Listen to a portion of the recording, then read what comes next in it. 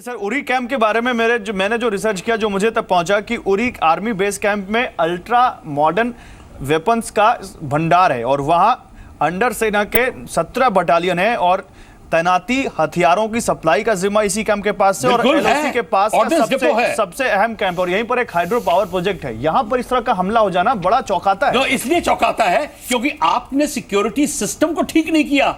सो रहे हैं, लुंगी में घूम रहे हैं, दातुन कर रहे हैं, तो अभी गोलियां लगेंगी। उसमें क्या बड़ी बात है? जो बंदा आया है वो अपनी देश के लिए ड्यूटी कर रहा था। मैं तो ये कह रहा हूं, अगर मैं पाकिस्तान की जगह होता तो 34 से 35 पाकिस्तान इस बात को मानता है सर? उसने आज भी नकार दिया इस बात को। पाकिस्तान इसलिए नहीं मानेगा, नहीं पाकिस्तान नहीं मानता। टेररिस्ट आया है, ठीक है, टेररिस्ट ने किया। पाकिस्तान माने या ना माने वो दूसरी बात है, हमें उससे कोई लेना देना नहीं। हमारी सिक्योरिटी जो कमजोर थी, हमें क्या प्रॉब्लम है पाकिस्तान माने या ना माने, हाँ कहे या ना कहे। जब तुम सोते हुए पकड़े गए हो, तुम्हारे डॉक्ट्रिन्स कंप्लीट नहीं है, सिक्योरिटी पॉलिसी कंप्लीट नहीं है, तुमने अपनी फौज को ठंडे में लगा रखा है, पैरामिलिट्री फोर्स को ऊपर करने की कोशिश कर रहे हो। आपस में इन दोनों में संघर्ष चल रहा है, ठीक है। Paramilitary force commander army commander की बात मानता नहीं है, आपको यह प्रॉब्लम आएगी। ओके, अचल मल्होत्रा मेरे साथ जुड़ चुके हैं, फॉर्मर डिप्लोमेट, उनसे भी हम बात करेंगे कि क्या कुछ किया जा सकता है। अचल जी, मैं आ रहा हूं आपके पास, लेकिन कमर आगा मैं आपके पास आऊंगा। कमर जी, आप सारी चीज़ों को बहुत दिनों से देख रहे हैं, इंडो पाक रिलेशंस, इससे पहले भी वॉर जैसी स्थितियां आई हैं, हम 3 वॉर हम कर चुके हैं। सर, क्या वॉर ही यहाँ पे एक हल है? आपको लगता है कि पाकिस्तान को जवाब दिया जा सकता है, लेकिन उसके लिए और भी तरीके हो सकते हैं? क्या लगता है? बहुत से ऑप्शंस हैं, जैसे आप अभी बता रहे थे कि सर्जिकल स्ट्राइक है, मिसाइल का इस्तेमाल किया जा सकता है, कैंप्स को उड़ाया जा सकता है, बहुत सी चीज़ें हैं, लेकिन गवर्नमेंट कोई इस तरह से इमीडिएट कोई एक्शन नहीं ले सकती। ट्रुप मोबिलाइजेशन होता है, प्लानिंग होती है, पूरी सब चीज़ें तय होती हैं, और उसके साथ साथ इंटरनेशनल पब्लिक ओपिनियन भी मनाई जाती है, एक अलायंस तैयार किया जाता है।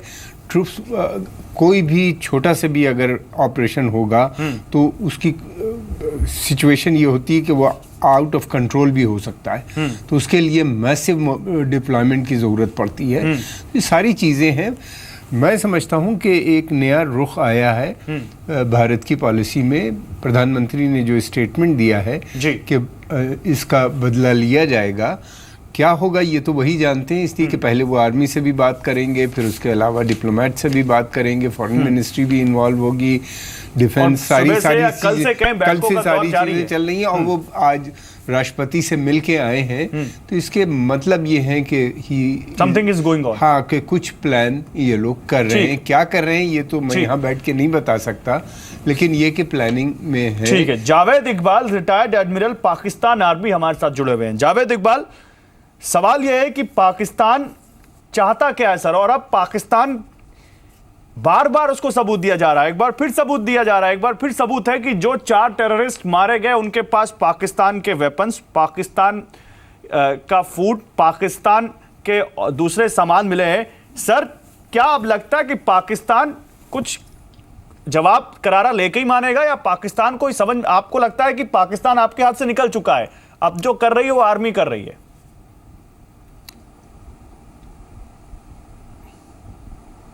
जावेद इकबाल, लगता है जावेद इकबाल से हमारा संपर्क हो नहीं पा रहा। जावेद इकबाल, आप तक मेरी आवाज आ रही है? अभी आ रही है, बीच में कट रही है आपकी आवाज। ठीक है सर, आवाज आ रही है, लेकिन लगता है कि अकल नहीं आ रही सर पाकिस्तान को। और अकल इसलिए नहीं आ रही क्योंकि बार बार वो एक ही चीज कर रहे हैं, और उन्होंने इस बार फिर ऐसा कारनामा किया है जो पूरी दुनिया में पाकिस्तान की थू थू हो रही है। आपको लगता है कि इसके पीछे एक फेल्ड स्टेट और एक टेररिस्ट स्टेट जो पाकिस्तान को कहा जा रहा है, वो एक बार फिर उसने प्रूव कर दिया अपने आप को?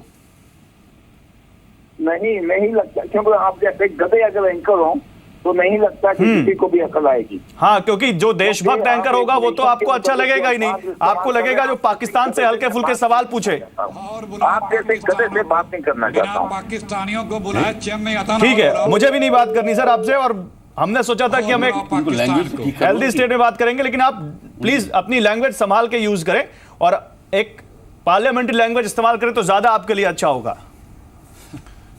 तो ठीक है, ड्रॉप कर दूं। जाओ ड्रॉप, जस्ट पाकिस्तानी नहीं नहीं बात करना चाहते और बात करने की तमीज भी नहीं है उनको, ये आज उन्होंने एक बार बड़े फिर से शो अफसोस कर की दिया। बात है इस वक्त जिस कमर आगा। तरह की उन्हीं ने बात की एडमिरल है, है, एडमिरल। और ये एडमिरल रह चुके हैं। उनकी फौज का इसी तरह का स्टैंडर्ड है और इसी तरह पाकिस्तानी फौज या उनके मैंने बहुत से रिटायर्ड जनरल्स के साथ डिफरेंट चैनल्स पे बात की है। ज़्यादातर लोगों को ना बात करने का तमीज़ है, ना उनको किसी मैनर्स आते हैं किस तरह बात की जाती है, और इसी तरह के लोग वहाँ की आर्मी में हैं और इसी तरह के लोग वहाँ बड़ी बड़ी पोजीशंस में बैठे हुए हैं। बहुत क्रिमिनल शर्मनाक से बात आप इस कहेंगे बात तुमने क्राइम किया तो क्या करेगा?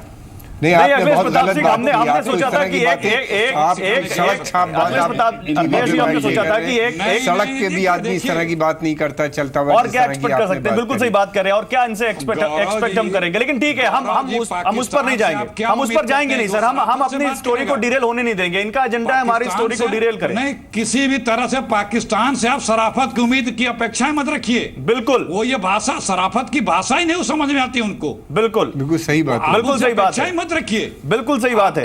इनको बुलाना नहीं चाहिए इस तरह। पॉलिटिकल एक्शन से ही उनको समझाया जा सकता है। इन अंतर्राष्ट्रीय एक्शन से, कूटनीतिक एक्शन से वही भाषा उनको जो समझ में आती है उसी भाषा में आप समझाएंगे तभी वो समझ पाएंगे। बिल्कुल, और एक बार हम फिर प्यार प्रूव से कर दिया कहेंगे, उन्होंने कि ये बात लाख करने लोग लायक भी कहेंगे, नहीं है। सब कुछ तो दे रखा है पिछले 10 वर्षों से, वो कहाँ मानने को तैयार हैं? उनको बिल्कुल। उन्हीं की भाषा में समझाने का हो सकता है। चलिए, और अब लगता है कि अब वाकई गधा अचल कौन है। Malhotra, now I will come to you. Achal Malhotra, ठीक है, पाकिस्तानी बात करना नहीं जानते और बात करने की तमीज भी नहीं है, ये बात एक बार फिर जावेद इकबाल ने शो कर दिया। लेकिन क्या हम कुछ जानते हैं सर? अचल मल्होत्रा, इस कंडीशन में क्या हो सकता है डिप्लोमेटिकली आपके हिसाब से? भारत जो कोशिश कर रहा है टेरर स्टेट घोषित किया जाए, भारत कोशिश कर रहा है कि किस तरह से ग्लोबली बायकॉट किया जाए। क्या ये पॉसिबल है और ये भारत कर सकता है अचल मल्होत्रा? और इससे भारत को क्या उसका वो जो चाहता है वो हासिल होगा? गौरव जी, मैं बहुत ही संक्षेप में पहले आपको ये बताना चाहूंगा कि आज की तारीख में पाकिस्तान की जो हमारे भारत को लेकर जो नीति है, उसने 3 फ्रंट्स पे एक साथ मोर्चा खोल दिया है। पहला फ्रंट तो वही है इन्फिल्ट्रेशन और क्रॉस बॉर्डर टेररिज्म का, जो आज से नहीं बहुत पहले से चल रहा है। दूसरा फ्रंट जो उन्होंने शुरू किया है वो पिछले 2-3 महीने में जो कश्मीर में स्थिति उत्पन्न हुई है, तो वो they are trying to fish in the troubled waters, वहाँ डिस्टेबलाइज करना चाहते हैं। तीसरा फ्रंट उन्होंने ये शुरू किया है कि शिमला एग्रीमेंट, लाहौर डिक्लेरेशन, इन सब चीज़ों को दरकरार करते हुए उन्होंने फिर से कश्मीर को इंटरनेशनलाइज करने की दिशा में कदम उठा लिया है। अब सवाल ये है कि उनकी 3-pronged स्ट्रैटेजी अगेंस्ट इंडिया के खिलाफ हम क्या कर सकते हैं और हमारे पास क्या ऑप्शंस है, क्या विकल्प है। तो मैं जो विकल्प है उनको 2 हिस्सों में बांट के बात करना चाहूँगा। पहला तो है कि मिलिट्री और दूसरा है नॉन मिलिट्री। मिलिट्री में आप सब लोग बात कर चुके हैं, सर्जिकल स्ट्राइक्स की बात कर चुके हैं, लेकिन एक बात जो हम लोगों ने नहीं करी है वो ये कि हमारी अपनी इंटरनल सिक्योरिटी अभी इस हालात में नहीं पहुंची है। ऐसा क्यों हो जाता है कि बार बार 4, 6, 8, 10 लोग बॉर्डर क्रॉस करके इतना वेल इक्विप्ड होकर हमारे इतने जो सेफ गार्डेड लोकेशंस है उन पे आके अटैक करते हैं? ये तो है नंबर 1। नंबर 2 जो है वो इंटरनल सिक्योरिटी को एड्रेस करना है, ये अलग चीज है। ठीक है। दूसरा जो नॉन मिलिट्री के अलावा जो हमारे पास नॉन मिलिट्री जो ऑप्शंस हैं, उसमें एक ऑप्शन है इकोनॉमिक सैंक्शंस की, और दूसरी ऑप्शन ये है कि हमें ग्लोबल लेवल पे इनके पाकिस्तान को आइसोलेट करना है और इनके खिलाफ एक बहुत बड़ा डिप्लोमेटिक ऑफेंसिव करना है। अब सवाल ये है कि इनमें से कौन सी चीज़ हम कर सकते हैं या कौन सी चीज़ करने से क्या फ़ायदा होने वाला है। कुछ एक्शंस हैं हम यूनिलैटरली ले सकते हैं। हम यूनिलैटरली ये डिक्लेयर कर देते हैं कि पाकिस्तान एक रोग और टेररिस्ट स्टेट है। हम यूनिलैटरली ये कह सकते हैं कि पाकिस्तान पे सब इकोनॉमिक सैंक्शंस लगा दिए जाए। लेकिन मुझे ऐसा लगता है कि ये सब इफेक्टिव होने के लिए बहुत जरूरी है कि एक इंटरनेशनल ओपिनियन मोबिलाइज किया जाए। बिल्कुल, और मैं आपकी इस बात पर कमेंट लेना चाहता था। बीजेपी के स्पोक्सपर्सन जीवीएल नरसिम्हा राव का, अभी वो मेरे साथ है नहीं, कुछ टेक्निकल प्रॉब्लम है, वो जैसे जुड़ेंगे मैं आपकी इस बात पर उनका कमेंट लूंगा कि क्या इस तरह का कुछ सरकार के अंदर कोई विचार है क्या। अखिलेश जी, मैं आपके पास आऊं, उससे पहले कमर आगा कुछ जोड़ना चाह रहे थे अचल मल्होत्रा जी की बात में, फिर मैं आपके पास आता हूं। कमर आगा, मैं एक चीज़ ये कहना चाह रहा था कि कल जो नॉन अलाइन समिट जिसकी मीटिंग वेनेजुएला में चल रही है, उसके अंदर भारत का ने इस आतंकवाद के मुद्दे को उठाया, जिसमें 120 देश थे। 120 में से 119 देशों ने भारत का समर्थन किया। और यही ट्रेंड मुझको जो लगता है वो यूनाइटेड नेशन जनरल असेंबली जो चल रही है, ये शुरू होने वाली है, उसमें भी इसी तरह से नज़र आ रहा है। तीसरी चीज़ ये है कि जिस तरह की स्थिति पाकिस्तान में डेवलप हो रही है उससे हम अकेले नहीं बल्कि तमाम लोग, बहुत से कंट्रीज़ हैं वो पीड़ित हो रहे हैं।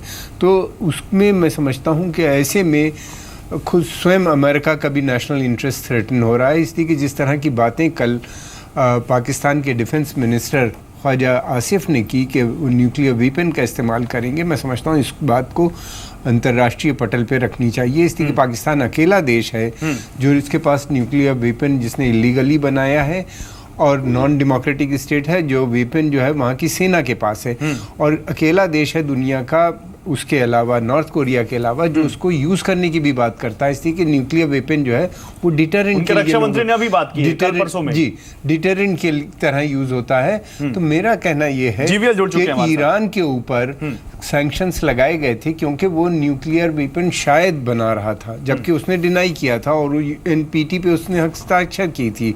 तो मैं समझता हूँ कि पाकिस्तान का तो सबसे फिट केस है, अमेरिका और वेस्टर्न यूरोप के ऊपर हम लोग को कन्विंस करना पड़ेगा कि अगर इनके न्यूक्लियर वेपन इनके पास रहे, और जिस तरह के अभी हम देख रहे थे इकबाल साहब जिस तरह की बातें कर रहे थे इस मिजाज के, अगर वहाँ पे आर्मी ऑफिसर्स हैं और वो इसका इस्तेमाल करने में उन्हें कोई संकोच नहीं होगी, और ये पूरा क्षेत्र जो है अराजकता या क्या कंडीशन होगी वो तो बात की बात, हॉलोकॉस्ट उसका तो बताना मुश्किल है। मैं समझता हूँ कि इससे फिट केस कोई है नहीं। हम लोगों को चाहिए कि इसको गिरफ्तार करें, बंद करें। ये पहली बार थ्रेट नहीं आया, ये कई बार वो लोग थ्रेट कर चुके हैं और उनको कोई हेजिटेशन नहीं होगा यूज करने की, नफरत इतनी बढ़ा चुके हैं उनके यहाँ। ओके, बिल्कुल बड़ी बात है यहाँ पर। जीवेल, मैं चाहूंगा, आप कुछ देर के लिए टेक्निकल प्रॉब्लम थी इसलिए आप हमसे डिस्कनेक्ट हो गए, मैं आपको अभी आपके पास आऊंगा। कुछ बातें यहाँ पर अचल मल्होत्रा जी ने और कुछ कमर आगा ने कही है, लेकिन उससे पहले अखिलेश जी कुछ कहना चाहते हैं, फिर मैं जीवेल आपके पास आता हूँ। अखिलेश जी बोलिए। देखिए गौरव जी, दो पार्ट हैं इसके। पहला कि हमारे देश की क्या सामर्थ्य शक्ति है वो सबको पता है, दुनिया को पता है, उस पर बहस करने की आवश्यकता नहीं है। दूसरा, जो पॉलिटिकल सिस्टम हमारा जो है, जिसके पास नेतृत्व है, उसके पास कितनी शक्ति है। आप याद करें, जनरल मुशर्रफ ने खुद कहा था हमारे पास न्यूक्लियर बम है, हम कभी भी यूज कर सकते हैं। वो बाजरा उगलने के लिए नहीं है, ये वर्ड उन्होंने यूज किया था। और आज जो कुछ भी पाकिस्तान कर रहा है, हमको सबसे पहले पॉलिटिकल सिस्टम की सबसे पहले जिम्मेदारी बनती है कि ऐसे राष्ट्र को दुनिया से हम एक माहौल बनावें, उन पे हर तरह की जकड़न, चाहे वो फाइनेंशियल हो, चाहे वो जो आर्मी की हेल्प मिलती है, वो विकल्प हम दिखा भी रहे हैं अपने दर्शकों को मिलती है, क्या उससे हम उसको मजबूर करें कि वो इस तरह की बोलिए इस तरह की हरकत अगर हम करेंगे तो उसे भुगतना पड़ेगा।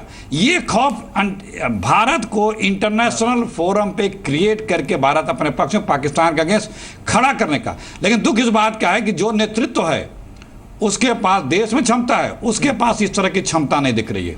ठीक है, मैं बात कर लेता हूं जिनके ऊपर आपने सवाल उठाया उन्हीं से बात कर लेता हूं। ये नहीं करा पाया, और यही कारण है कि आज भी पाकिस्तान डर नहीं रहा है, चाहे भारत से या दुनिया के फोरम पे, कि हम पे दबाव बन सकता है, हम घेरे जा सकते हैं, हमें समस्याएं खड़ी हो सकती हैं मेरे सामने। ये एहसास जरूर कर, हम इतना बड़ा मार्केट है दुनिया में, हमारे इतने रिश्ते हैं देश से, हम उन सब चीजों को सिर्फ फोटोशॉप में और एक इवेंट जवाब दीजिए जीवीएल, अपने आप जीवीएल जवाब दीजिए। अच्छी चीज नहीं है, जवाब दीजिए। हम सब कुछ कर सकते हैं, सब कुछ सक्षम है।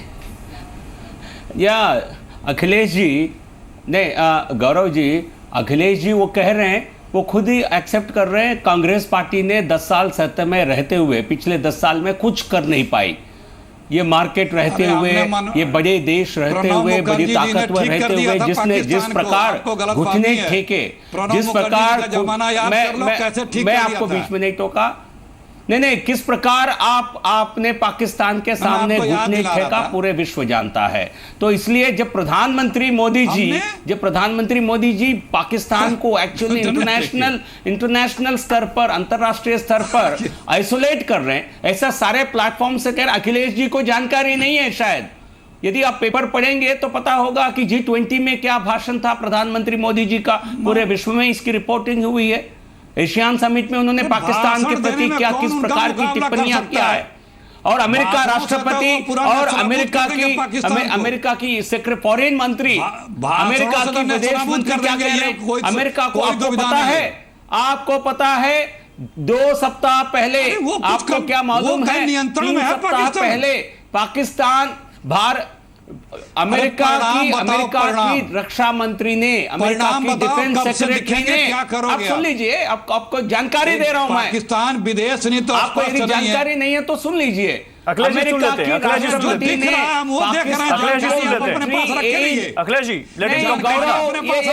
देश को दिख रहा है, उस पर ठीक है, लेट हिम कंप्लीट। गौरव, उनका भी वर्जन सुन लेना सर।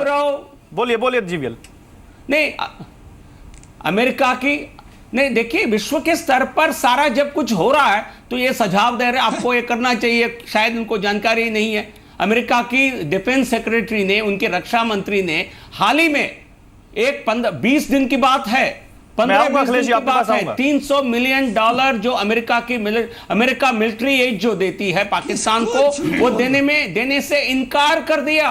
किस कारण हुआ है ये सब? यूनाइटेड नेशंस ने दाऊद इब्राहिम पाकिस्तान में रहता है, उनके एड्रेसेस जो भारत की तरफ से दिए गए वो करेक्ट एड्रेसेस हैं।